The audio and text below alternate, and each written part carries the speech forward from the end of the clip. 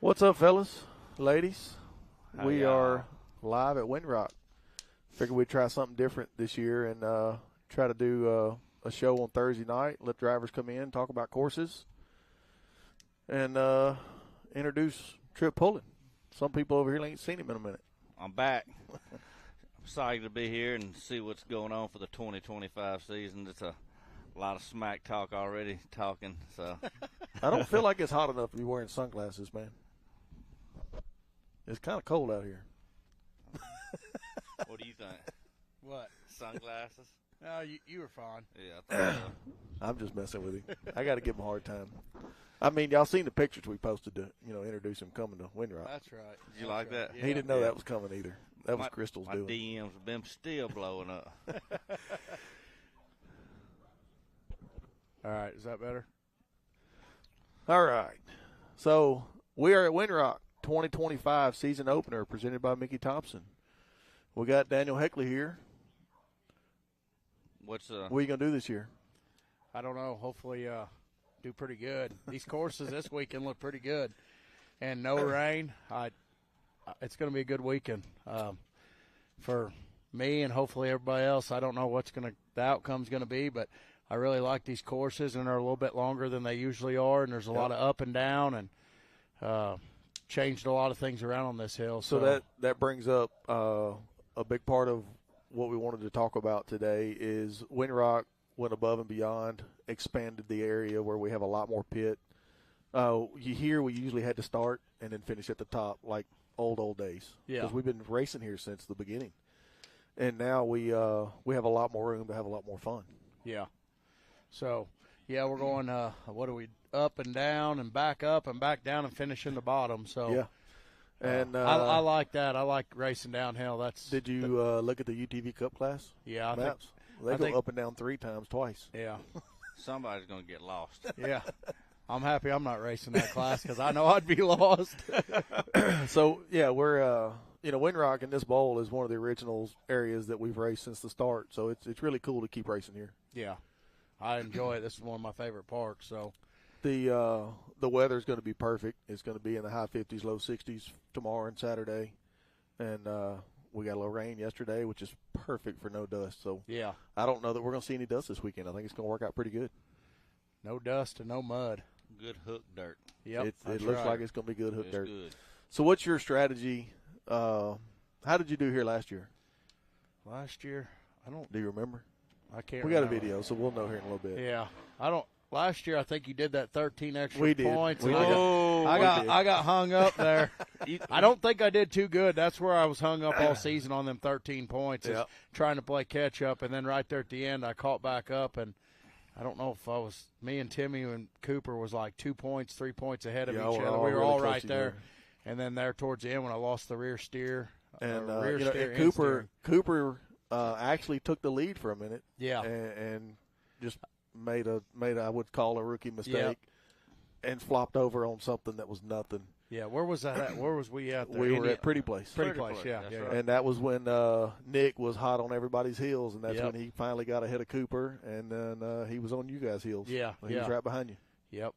So Something about I that don't know. pressure. This year my game plan is just be consistent and try to finish all the hills like I did last year. And I feel like if I can do that again, I mean, Yep. I'll be right in there. I'm not going to hold back. I'm going to race like I always do. And Yeah, I don't know that holding back's in push. your blood. No, but I'm not going to try not to be on the ragged edge. But you know how it works. Yep. Everybody else starts racing like that, then. So outside of Makes yourself, who do you see consistently on the podiums this year after looking at the driver's list? I don't know. There's 4 or 5. I don't even want to mention no names because I don't want to kick myself in the ass. So there's 4 or 5 guys and they know who they are. And I think it's going to be an exciting year. I mean, they don't hold back. They're here every race, racing as hard as they can, and those are the 4 or 5 guys that you got to watch out for. And not saying not everybody else. I mean, we can all have mistakes and. Oh, 100%. Last year, Brandon had that fluke at the second, wasn't it the second event at Wildcat when he flipped over? Was that the year before? Yeah. No, that was last year when he flipped down the hill. Downhill. Yeah. Downhill. I mean, brand new rig, all freshened up, Yep. and just a nasty cartwheel down that hill. That really worried a lot of people after that happened. Everybody was kind of just rolling down it at that point. Yeah, because before that, you guys were just launching off of it. Insane. Yeah, if you didn't fly off of it, you were going to land and belly out like halfway down. So we were all trying to miss that point. Yeah, that caused Brandon to chase the rest of the year. Yeah, and it makes it hard when you're trying to struggle, because then you're pushing yourself to the ragged edge instead of having a little bit of room to relax. Yep. Does it, as a driver, whether you're standing a little bit behind or a little bit ahead, does it get more pressure on you towards the end of the season, like when we start getting within the last 2 or 3 races? Yeah, I mean, I'm assuming you guys start studying the points, trying to find how you're going to win or what you need to do. Yeah, it's either push and be on the ragged edge or try to play it safe. But then you can't really play it safe because a guy like Nick came in last year. He was 120 points back, and all of a sudden, you're going into the last 2 races, and Nick catches up 50 points behind me, and 50 behind me, and I think 70 or so behind Timmy. So he was catching up pretty quick. And that was his rookie year, first full season, and he's definitely somebody to be a contender. And like I said, that you don't really want to play it safe, but you also don't want to mess up and then cost you the season, top 3. Because one DNF could cost you the season at the end, the last 2 races. Yeah, so, I mean, the last 2 races, there's 300 points on the line. Yeah. So it makes it get pretty serious. Yep. You got anything you want to put out there, any sponsors you want to thank or talk about? I got Fritz Transmissions, Custom Differentials. I know we're putting you on the spot here. Yeah, that's all right. My buddy Chris Winchell, man, he helps me get a long ways and helps me do a lot of stuff. And me and him's been working in the shop. He's helped me get everything going. So did you do a full teardown? Nope. And refresh, or you just kind of went through it and freshened everything up? All axles, went through all the axles, made sure all that was good. That was my biggest concern. Everything else should be good to go. I'm really hoping. So nice. When you do a complete rebuild, you're kind of dealing with the bugs and working out everything when you do a complete rebuild. So sometimes it's safer just to freshen it up. Yeah, last year when I tore it all the way down, I still feel good about it. I only had 1 tumble over last year, and I still landed on my tire. So I feel like, everything's good. I think it was race number 8 last year. Yeah, when you had a rear steer problem. Rear steer. That's right. I do remember. And I still finished. That was the race that was like me and Timmy was going to battle it out to the end right there, and that really got me. That put me that day when I got pushed back on that hill and got last on that hill. Yeah. Still finished 4th for the weekend because I did good on hill 1, but that really put me back in the points. Cost you some points. And it was at that point he knew if he played it safe, and I knew I couldn't catch him unless he made a mistake. Correct. So yeah, and that's where Timmy shines is when it comes to the points chase. He's really good. Some drivers that are new to getting to that level, the pressure sometimes gets to them. I've watched a lot of drivers that can consistently do well, and then when they get towards the end, they can be in the lead. Yeah. And we get to the last 2, 3, 4 races, and they just start making mistakes because they're trying to hold back. I'm like, no, just do what you've been doing. It's worked. It's worked for race 7. Keep doing it. Mm-hmm. But a lot of drivers do make that mistake. Yeah. We ain't worried about him here this weekend, I don't think, unless he's got a barred one, I don't think. He might pull a slick one on us and come in here. Yeah. But, no, I thank everybody, and I'm looking forward to a good season. Hopefully we have a good weekend this weekend and everybody's safe, and we'll see everybody this weekend. All right. Well, look, guys, we're going to show you a video of a recap from last year, a year ago at this race, and we'll bring another driver up here to talk to you. It's Daniel Heckley here. We're here at Pretty Place in Tennessee for round 7 of the Southern Rock Series. We got some pretty good courses back here, good rock ledges, tight courses, hopefully no trees, and get to have 2 good passes. The only thing that I'm worried about is a lot of trees. It's tight, and hopefully we have to do no backup, so we'll see what happens. Yesterday we got like 2 inches of rain within an hour, and it changed the whole course. It's going to be rough. It's really going to be whoever finishes the courses tomorrow. 2 consistent runs, and that's going to take the day, I feel like. Oh, man, the course has got so much water that's come on it. There's so much mud. Everybody's been digging and pawing at this whole track, and these rocks are just sticking out. You're going to have to do some serious driving. These drivers, they're no joke. I don't know if I can keep up with these guys, but I tell you what, it's a good course.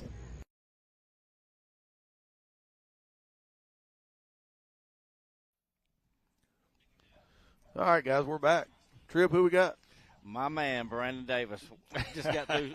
Me and him got through spending a lot of time in the desert. At King of the Hammers out there. It was good to hang out with him and Cheryl as always, and experience that out there for his first time. And now we're getting to do this, and this is what he's so used to. And then out there seeing what his driving skills, and it's a lot of work out there to go out there and do that. But it was fun. It is. It was kind of our. I guess it's been on the bucket list for 3 or 4 years now, and finally dove in and went out there and made her happen. When you're in out there though. It is full commitment. Full commitment. I don't know if you heard the conversation we were having a while ago, but Brandon goes, you know what? I don't care how many rocks you put in the course now. Like, after going out there, you can put all the rocks in the course. I don't care. Yeah. Bring it. It's going to be better than what it was out there. Yeah, these rocks ain't got nothing on hammers.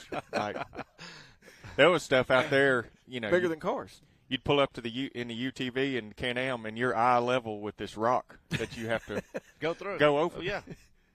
I wouldn't want to go over it in a rock bouncer, let alone we did it in a little Can-Am. But, He did say he'd never complain about your courses again. I know. That's what he was telling me. Yep. He's like, I'll never complain about the courses ever again. And at Rush Springs, I'm going to test you on that. Yeah, Rush Springs, where he stacks all the rocks at the start line, I'll never complain. What's new for you this year? What you got coming we out? Really just freshened everything up. Like Dano, we had both done a full rebuild on the bouncers the year before, and it kind of cost me a lot of problems. At Hawk Pride, I DNF'd 2 courses because of electrical problems, and just throughout the year, a lot of little issues here and there. The reason I front flipped at Wildcat was throttle related, And you think you're doing something good going through the whole buggy, but it takes a minute. It takes a minute to get it sorted out. Yep, it just takes a minute. So I just freshened stuff up, and you realize that fresh powder coat's not as important anymore.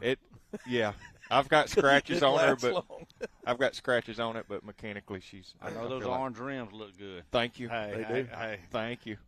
Yeah, Raceline hooked me up with the wheels, some forged wheels for the buggy, and Mickey Thompson tires on UTV and on Menace. So we got to hang out with Greg last weekend. Me and Clyde got to hang out with Greg last weekend. So he was at right there by us at Hammers. It was that's awesome. We went over to check out Fiddler's Bend, the new park we're going to. That's right. Year.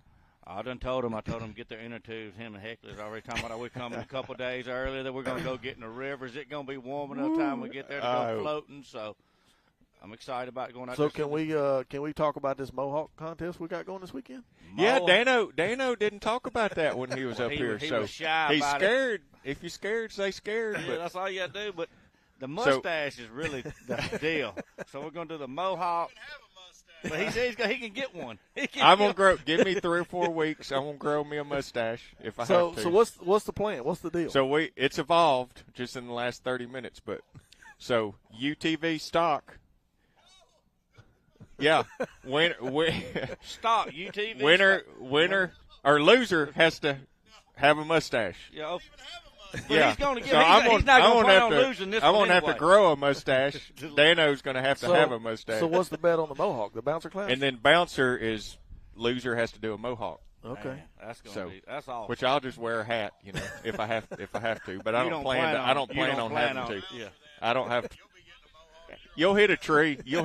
So I ain't really worried about it. Trip, we might just need to put them 2 up here. Yeah, let them have it out. See what kind of contest they can come up with.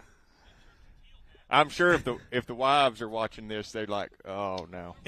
We might need to get them involved, too. For anybody that doesn't pay attention at the races themselves, it's kind of an ongoing thing between Brandon and Daniel.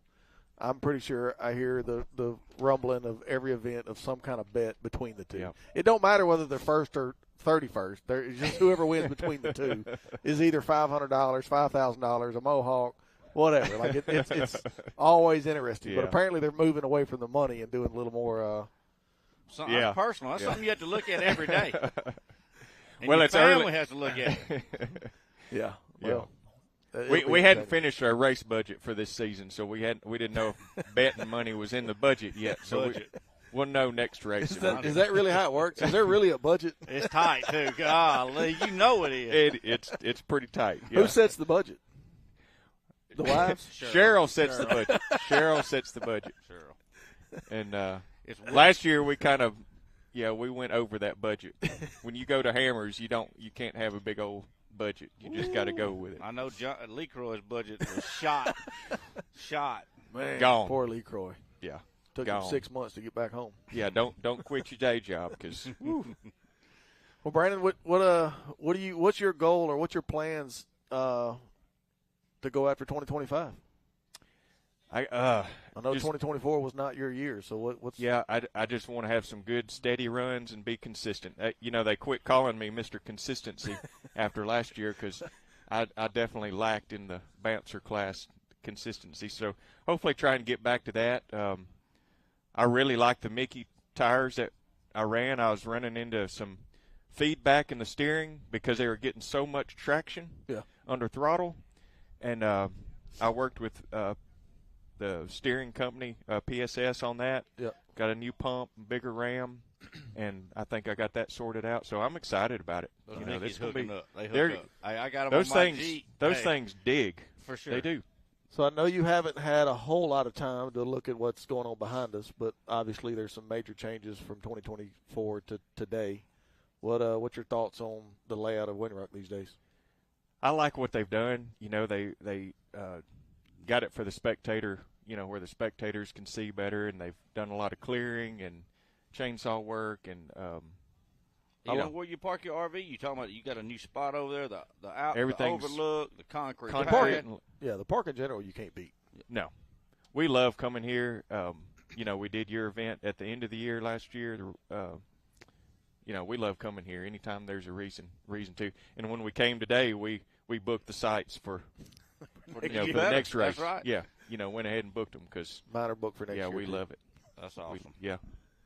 Good deal. So the courses, we did cut a new bouncer course over there to be a little different. I don't know if you've had time to study that yet. I have not looked at it. I just put them out, so y'all Okay. haven't Okay. had but maybe Have to 30 check minutes them to an hour before we went live to study them and look at them. But, the bouncers, this is one of the parks that we talked about before with Daniel, we weren't able to start and finish down here at the bottom. Yeah.